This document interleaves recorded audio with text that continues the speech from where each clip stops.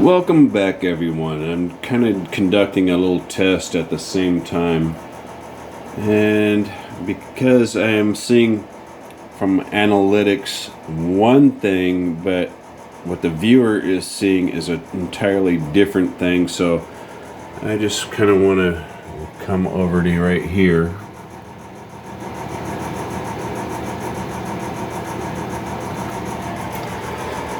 Now we'll get back to the story at hand.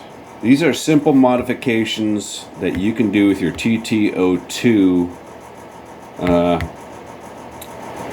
very easily and hardly any money. First thing I did was put some oil-filled dampeners on there to improve the performance. Took it off a jump, had suspension failure. I've since modified it. I've re-drilled new holes. I sanded this area in here flat that you can kind of see. Right, I sanded it flat and I drilled new holes.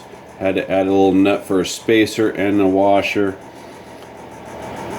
And then I also captured the oil-filled, or not the oil-filled shocks, I also captured the lower control arm pivoting ball mechanism, whatever you want to call it, focus, with an M4 washer, right, centered upon the screw. That should stop, or at least help eliminate the failure rate on this particular vehicle. Very cheap, simple, cost-effective modifications. And if you're running factory friction dampeners, don't even worry about it. But if, like, these are Red Cat Racing oil-filled shocks that came off their touring car, $10, a great value for the money. The other thing is, well, depending on which way you're looking at it, left to right balance. Very simple test you can do at home. Pick it up with your finger into center, roughly the center, and do the same on the rear. You're going to pick it up one finger and figure out which way the car is leaning. Now, if you pick it up and there's no battery pack in there, this side of the vehicle should lift up automatically first. So put your battery pack in there that you plan on using for that particular car and figure out where the balance is. For my particular case, this battery pack is now going to be permanent to this vehicle because I've attached a total of 4 ounces. Right, 4 ounces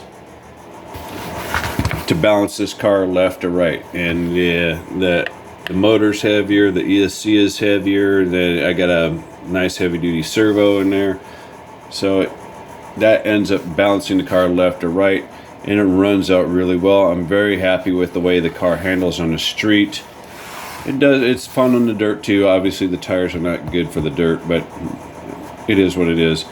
Very cheap, cost-effective way of doing things. Now, I'm not worried about suspension on the back side at all. Very easy. Put it in the top hole, put it in the bottom hole down here. You still get chassis slap. Right, you get the maximum amount of travel. I did cut off the suspension limiters on the steering knuckle. Well, I'm going to call them steering knuckles on the rear side. The front side doesn't have them, so I cut those off to get the maximum amount of suspension travel. Right, so because I do drive on rough terrain, I don't drive on a groom track. I have not driven on a groom track in many years.